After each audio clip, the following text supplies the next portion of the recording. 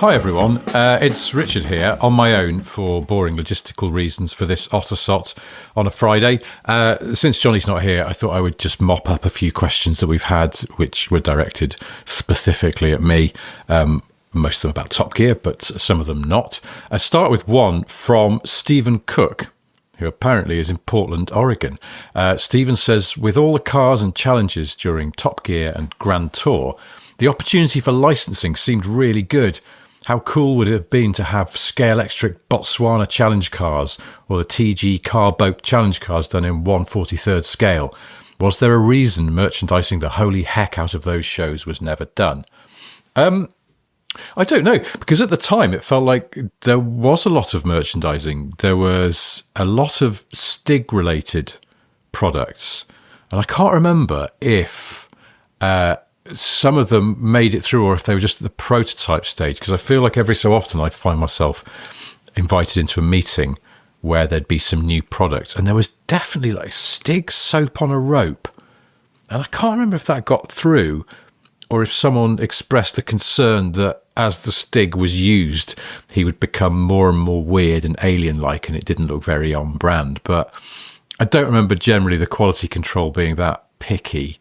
I've got here in my office at home where I'm recording somewhere a little Stig bobblehead as well, which I think that was a prototype. And I've got a Stig Lego key ring. I can't remember if those were sold.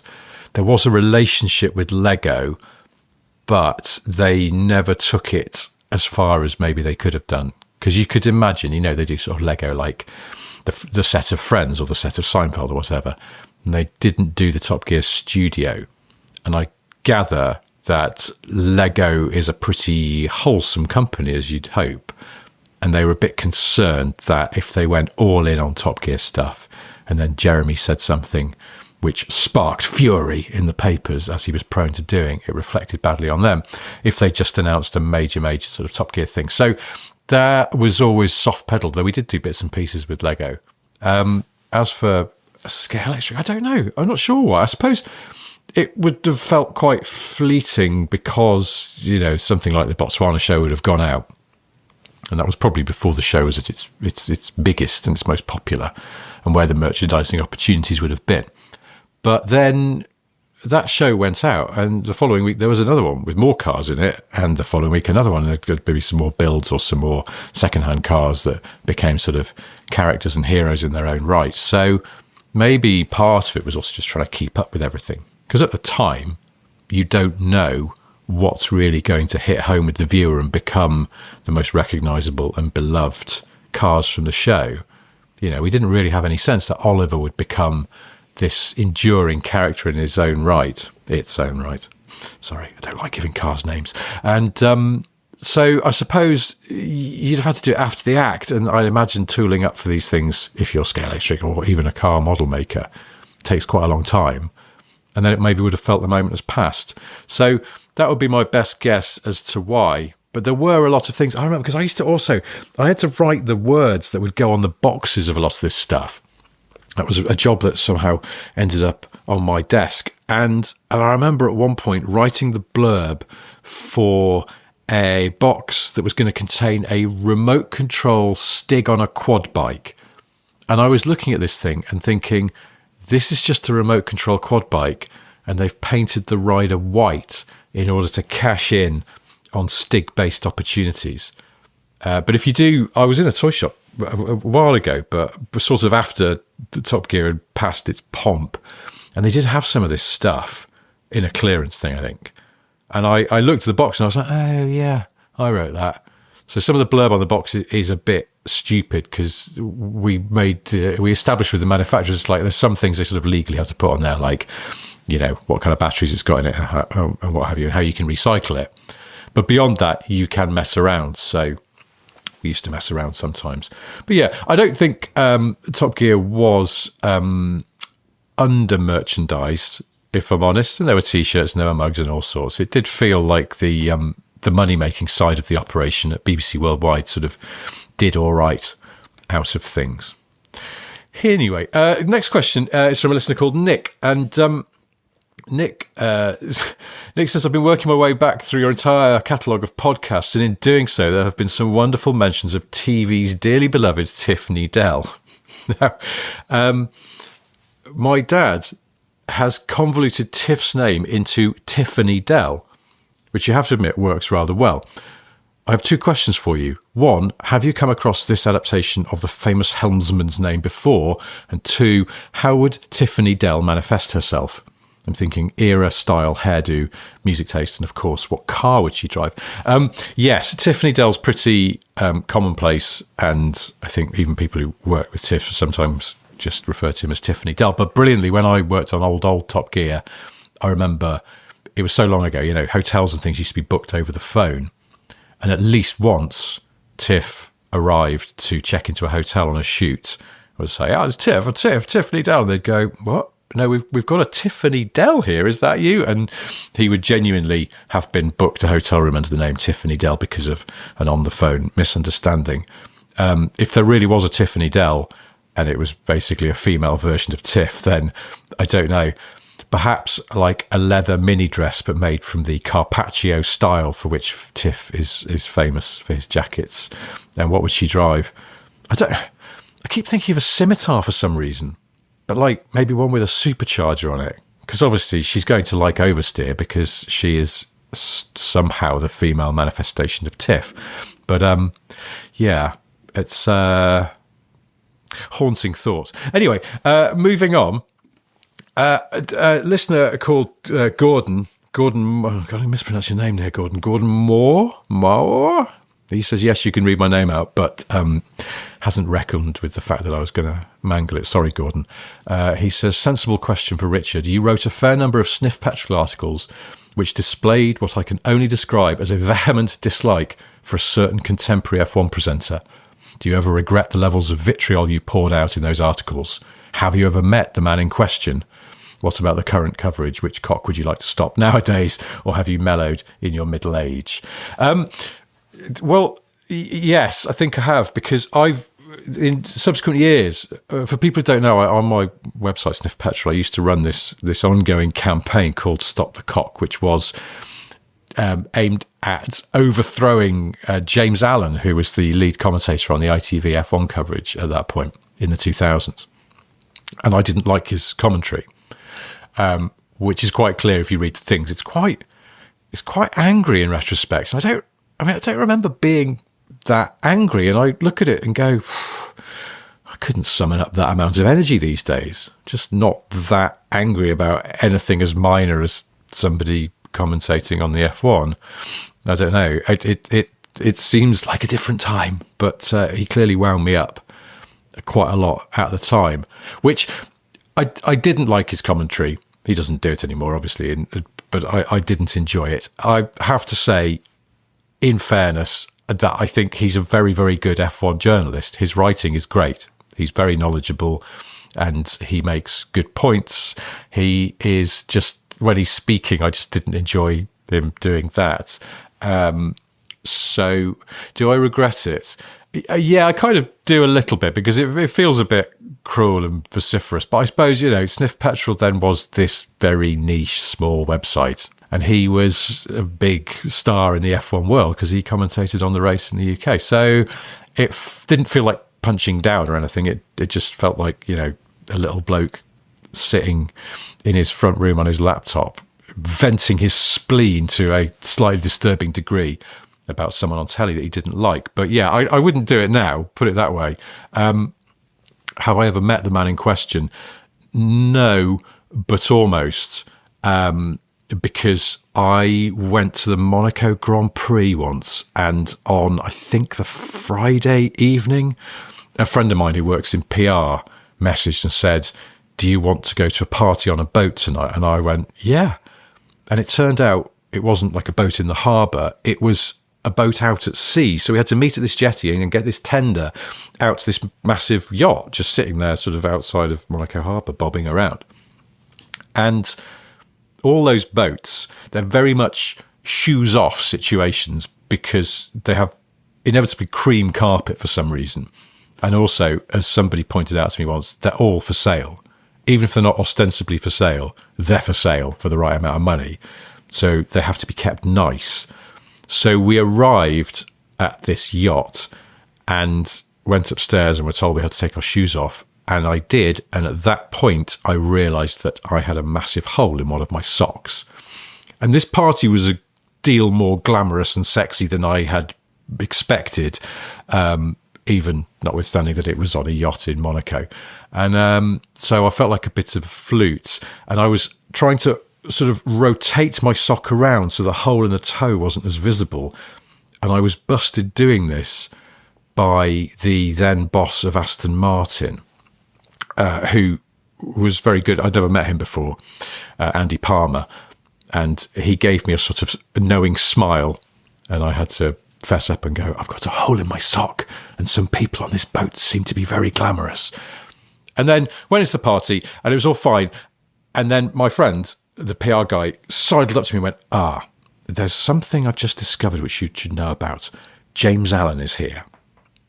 And I looked around and I sort of saw him across the room. And then I spent the rest of the night just making sure I was always on the opposite side of the room from him. Because there weren't that many people. It was like sort of, 40 people at this party, maybe? Not even that. It wasn't a very big party. And so I just spent the time avoiding him. That was all fine. But then we went to leave and we started to go downstairs and there was this little area and there was a door that went out the side of the boat and the tender was there to take us back to land. And I saw James Allen queuing up to get on the tender and I was like, oh my God, and the tender's only small. It could probably look like 6 people or something. I was like, oh Jesus, I'm going to end up on this tiny little boat scudding across the Mediterranean with a man who may work out who I am and will probably not like me very much. And that's going to be socially awkward. But then thankfully they said, okay, the tender's leaving now.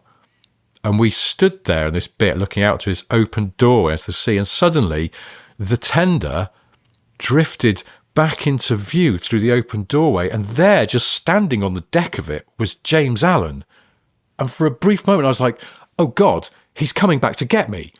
Or they're going to make us get onto it and then he can get me. And in fact, they were just sort of manoeuvring it around and then it drove off and that was fine. We went back upstairs then to wait for it to come back. And after about 20 minutes, they said, the tender's here.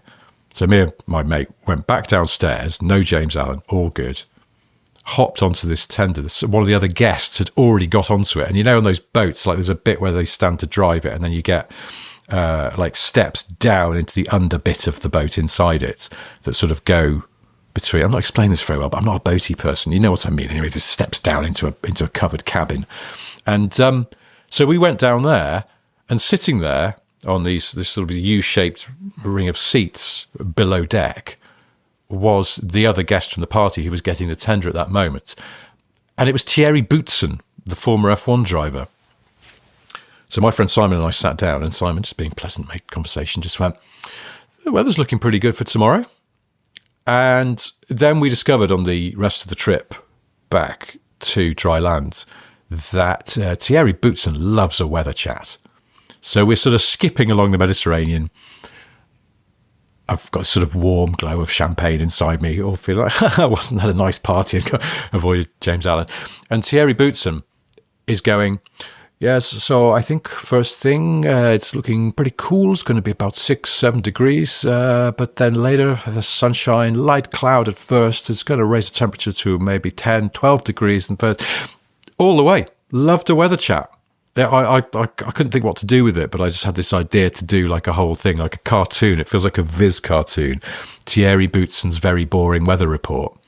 But I don't know where you could place that. So yeah, that's not even part of the story. That's just a name drop. So I was just name dropping that Thierry Boutsen once gave me extremely detailed weather information. But yeah. Oh, one other thing about the whole James Allen Stop the Cock campaign is that I decided to sell T-shirts as part of the whole, campaigning thing. And I was about to do it and I thought, hang on, prior to this, it's just a man with a website ranting, hopefully not in an actionable way. But if I start selling T-shirts, well, then he can go, oh, they're making money out of this. I'll go and take that money by suing them. So to make sure that wasn't going to happen, I paid quite a lot of money to have it all legaled. And I took it to a solicitor and I showed him, or I printed out all the sort of Stop the Clock campaign stuff off the website to date.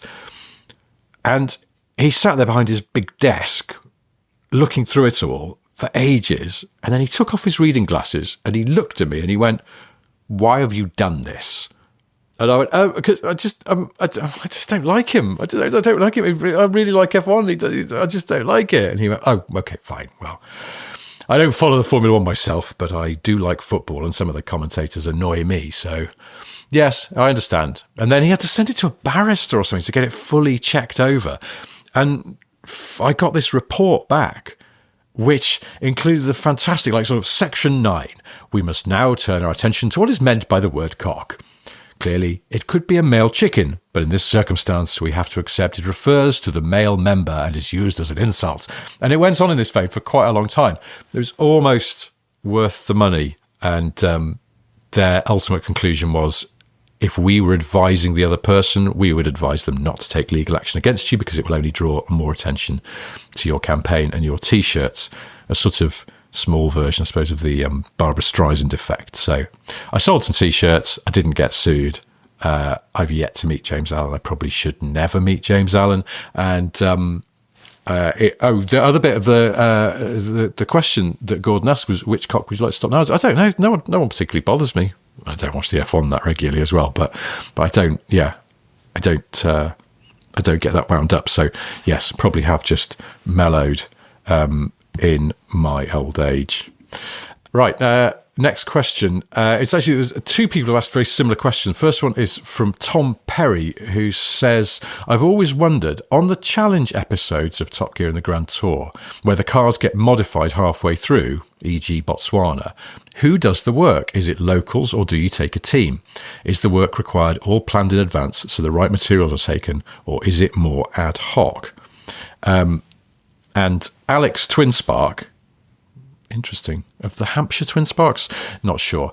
He says, "Hello, you pair of flutes. With many of the cheap car challenges /specials /episodes in general containing heavily modified cars, I was curious how much of the work was actually done by the three presenters and how much of it professional craftsmen got involved in. Regards to things like the conversion cars into campers on specials, were the individual build plans for the cars done ahead of time and all the various bits and bobs for the modifications bought before heading out, or were they genuinely done on the fly, on location, using locally sourced parts?" Well, it's a little of both. I would say in the early days it was much more ad hoc, and I'm not even sure. I don't know, that first Botswana special was a long time ago. Certainly the very first special, the American one with the Cadillac and the truck and the Camaro. I don't think there was even like a mechanic on the trip. It was just production team. We just shot it like anything else. I'm struggling to remember now. And then possibly Botswana, we did take a mechanic along. But James and Richard are pretty mechanically handy. Jeremy obviously isn't. But yeah, James and Richard can get their hands dirty and mend stuff. And particularly if there is a mechanic there to help and who's got the right tools, they're pretty useful. And in terms of mods, again, in the early days, probably it was a bit more ad hoc. And it's one of the ways in which, to my mind, although the show sort of got bigger and more successful, maybe it lost a little bit of its purity just because the bar was high for things often that had happened by accident or great bits of luck that had led to memorable scenes. And we started trying to make sure that we were going to get what we needed for effectively a feature-length show travelling across some faraway place. So there started to be more planning, and that would then involve going, okay, you want to do this in the back, well, so it needs to, let's get the car early, let's measure it up, and let's make sure we can do this. And a lot of time then that would involve stuff getting sourced in the UK and sent out so that they could do it on location. Because if you're in the middle of nowhere and you suddenly go, oh no, we need loads of plywood and some aluminium sheeting and some zip ties, and there's nowhere around to get them, it's waiting about that becomes very, very expensive. Because the other thing is those shoots just got more expensive because there's more people, more crew. You know, once we moved into the Grand Tour age, super high definition stuff. You need a couple of they call them DITs, the people who just take the cards from the camera and back them up and ingest them into a computer or onto a drive, whatever, because obviously the amount of data generated is huge, and so you've just got a much bigger travelling circus of people. And if they have to stand around for a couple of days while someone goes away to the nearest city to try and buy a microwave oven or something stupid that's needed, then that's very, very expensive for the production. Much cheaper just to go, James, what are you going to do to the back of your car? Oh, I thought I might put a microwave in there. Right, someone go down and buy a microwave in the UK, we'll take it with us. It's cheaper to ship it than it is to try and find one locally. So, yeah, it got more and more sort of preordained. And what we would do is we would get each presenter and go, right, okay, so at some point we're thinking you're going to have to modify the cars to sleep in. What would you want to do to it? And then when they decided, then we could source stuff, make arrangements. So it could be done. And quite often they would, there'd be a local workshop that we would have sort of found in advance so that the work could be done on the car by usually our mechanic, sometimes the presenters, but we got to the point where it was like they would sort of, finish a day driving across rough terrain, and the last thing they wanted to do is spannering, and it wasn't going to be on camera, so it'd just be a big reveal, and we'd get someone else to do it. Spoiler alert. So yeah, but it was a mixture of both. And in the early days, it was a bit more sort of natural, and just what happened. The next question is from a listener called Victor, who says, on Top Gear, did you always pre-race the race to make sure that the estimated time between car and public transport would fit? And if so, what did you do with James's unpredictable flying against the Veyron? Well, we didn't pre-race the races, but we would do it on paper.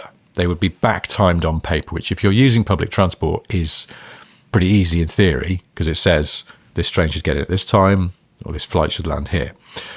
And so it was all worked out. We are also based on if the car is doing the speed limit and going here and there's no traffic. And you could see it at its peak in, Ferrari 612 Scaglietti against, they fly to Verbier, to the ski resort. And that bit where James and Richard are walking up the road and Jeremy drives past, absolutely genuine. That's how close it was. And we couldn't have hoped for better. The previous one, the Aston versus the train, I mean, there's a cheat in there, as in Jeremy was waiting a lot longer than it looked. I've mentioned this before. You can tell he was waiting a lot longer because he's visibly shit-faced in the closing piece to camera. But with the Ferrari one, that was absolutely legit. And that was the power of the on-paper back timing, but it actually coming good, as in the real world, played ball, and there were no major delays for either side. So, yeah, that was it. It was all done on paper. It wasn't done in real life. I think that would probably have been a bit too much. Although I could believe it, if we'd still been doing the races in the Grand Tour era to the same extent, maybe we would have started doing. I know we did that Ford GT one, but it's a bit forgettable, that I think. Anyway, so yeah, it was all back timed on paper, and with James in the little plane in the Veyron race, I mean, it was just kind of, here is the theoretical time it will take him, and it all got a bit baggier than that. Also, on a Veyron tip, this is from a listener called Adam. He says, this has been bugging me for a while. I thought I'd ask again. On a previous Otosot, a Johnny Smith solo episode, a question got asked about the Top Gear Veyron with a stoved-in sill. Unfortunately, Johnny couldn't answer, and it never got spoken of again. If you know the story of how the Veyron received its damage, that'll keep me occupied for about 3 minutes while I'm on my window cleaning round. Love the pod. Keep up the shite work, Adam. Yes, I checked this because I couldn't quite remember. It was something. So that was when we had the Veyron around the track. Bugatti wouldn't supply one because they were a bit like, it's not that kind of car. We don't want it lapping. We managed to get one from an owner, which took a lot of negotiating because I think he went, oh, by the way, if it wears out the tyres, they're like 20 grand a set or something. So I can't remember how we got around that one. Just didn't wear the tyres out, maybe. But the owner was there, I think, is the story. And after a while, the Veyron needed fueling up. He took it to the nearest petrol station, and I think it was there, while manoeuvring, he clipped the sill on a high curb, and that's how it got dented. So it wasn't our fault, but it did mean that in some shots, suddenly the Veyron has a dented sill. So I believe through the mists of time. That's why. Hope that brings you some resolution there, Adam. Matt Edmonds asks, I've been meaning to ask Richard for months. My all-time favourite car review on New Top Gear was the Kia Ceed and its suitability for the travelling sodium and eel salesman. This has Richard Porter written all over it. Please tell me, am I correct in my assumption? Yes and no. I think I struggle to remember a lot of this stuff, but I think, if I'm remembering correctly, that was a great example of Jeremy and me working together. So I think it started off right. There should be something in the boot that when it mixes together causes an explosion, and it's ridiculous, but it's what we need. And I think I probably said sugar and weed killer. And then Jeremy pointed out that it doesn't spontaneously combust, and also it sounds a bit terroristy. And so we kind of worked it out. And I think it was, in fairness, Jeremy said sodium and eels, because I don't know why. Eels is a funny word, sort of, and so it was one of those ones where it's like, we know what we want to achieve, now we've got to figure out the best way to do it, and sort of working through, just in the room, just going, what about this, what about this, what about that? There you go, bingo, that's the one. That's how an awful lot of the scripts were done. Next question is from Scott Newman. He says, obviously James May was the trained musician of the Top Gear crew, but I wonder if Richard has any similar training. His compositions have a coherence that suggests it's not a room of monkeys bashing typewriters in search of Shakespeare. A quick insight into how Richard creates his certified bangers would be appreciated. No, I don't have any musical training. I think if you do, you'd be able to spot that I'm a fraud. It's a lot of programming and just blundering about until it sounds vaguely right. So, like the main closing theme on the main podcast on a Monday, I watched the We Are the World documentary, and I wanted to make a sort of mid-tempo, slightly ridiculous, over-the-top thing. That was the main thing. It was like, it must be over the top. And in my head, I just like, it must start with a piano, sort of, slightly pompous piano ballad kind of thing, and then it just needs to get bigger and bigger, and it needs to have one of those doof, doof, doof, doof, doof, doof, doof, doof kind of drum fills in it, and then it just needs to be stupid. And then obviously the two brilliant listeners, Steve Kellett and Connor Fliss, separately added guitar parts to it, and that's when you can hear that people with actual musical ability have come in and made it a lot better, because those two bits of guitar, I think, are the best parts. But yeah, I don't have any musical training. I just blither around trying to make it sound like it sounds in my head. Next question is from a listener who says, please don't use my name, but who is writing to us from a hospital near here. He says, I feel the talk on last Friday's podcast, this is from a few weeks ago, has given me permission to write about men's health. I'm only a couple of years older than you SSGs, and I wanted to double down on the health chat. Yesterday, I had my prostate removed, and luckily for me, they caught it early, and there are no signs of secondary cancer. Please, if anyone has symptoms of prostate cancer, basically anything to do with the enjoyment of a piss vista, go and get a PSA blood test. I got mine checked because someone posted a similar story on the socials, so it's my obligation to encourage others to get checked too. Very wise words, unnamed listener. Thank you for that. They do also have a question, which is, I'm contemplating getting back into 911 ownership and wanted your thoughts on the contenders. Budget up to about £35,000 for weekend use mainly. 996 40-yarder. What appeals is this is a limited numbers car. They made 1,963 of them because of 1963 when the 911 came out, yes.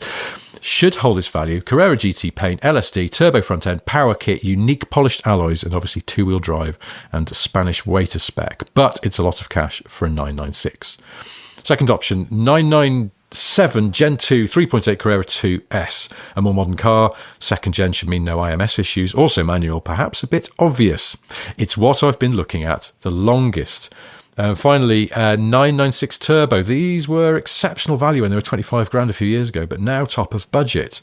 Would be exceptionally fast, but does four-wheel drive rob it of some engagement. What I'd really like is a 964 C2, but my budget won't stretch that far. First world problems, I know.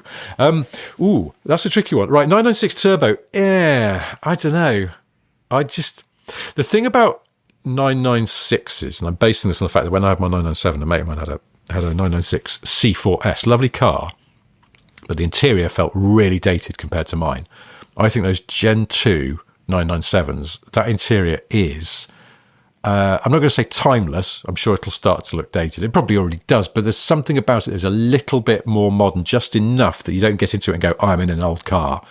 You just go, I'm in a recent-ish car, and it has, a Bluetooth phone, if you want one of those, and things like that actually works. I can't remember if 996s did, maybe some. So 996 Turbo has that problem, dated interior, and I just think they are fast, as the listener says, but I have never quite gelled with them personally. I quite like 991 turbos and the recent stuff. I think actually really good, but 996, 997, very fast, but somehow just not quite as charming as a non-turbo. The 996 40 Jahre, I can't remember what 40 is in German, for Fiat Zane.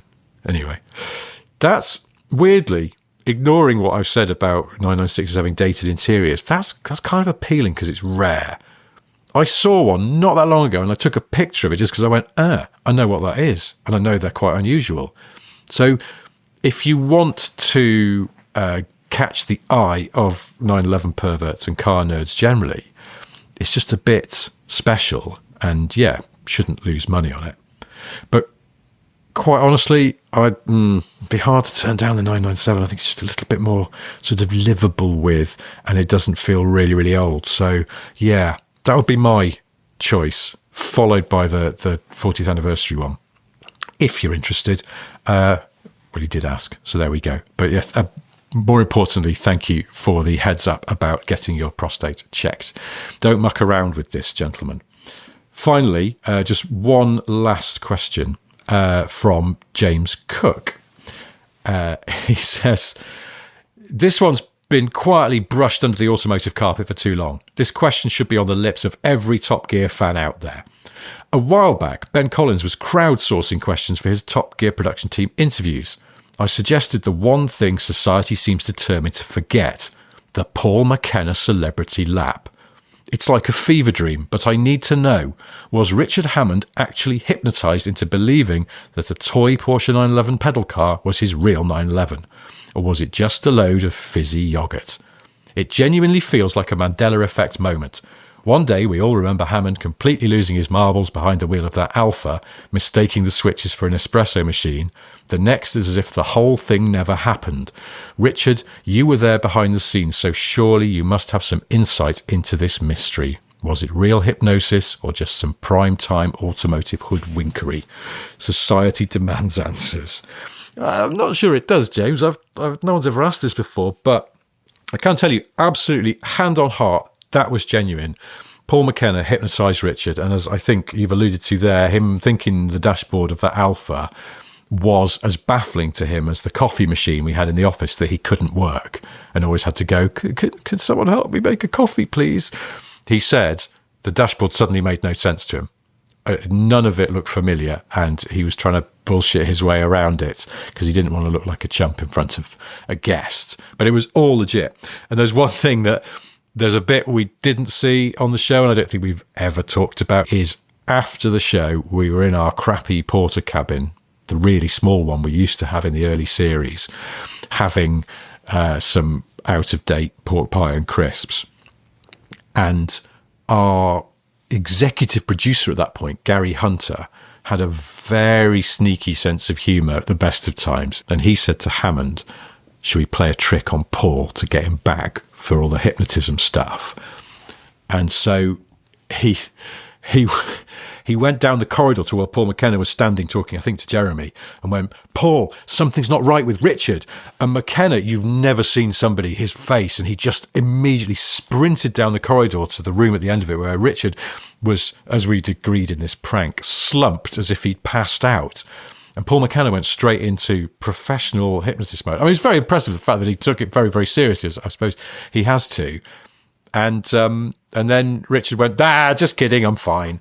And I don't think Paul McKenna was that amused, because obviously he has got to take this stuff very seriously or he'll get disbarred or whatever happens to hypnotists. But Hammond pranked Paul McKenna back for the fact that he had genuinely hypnotised him. That was all legit. And did those things for the show. But yeah, no trickery there at all, I promise.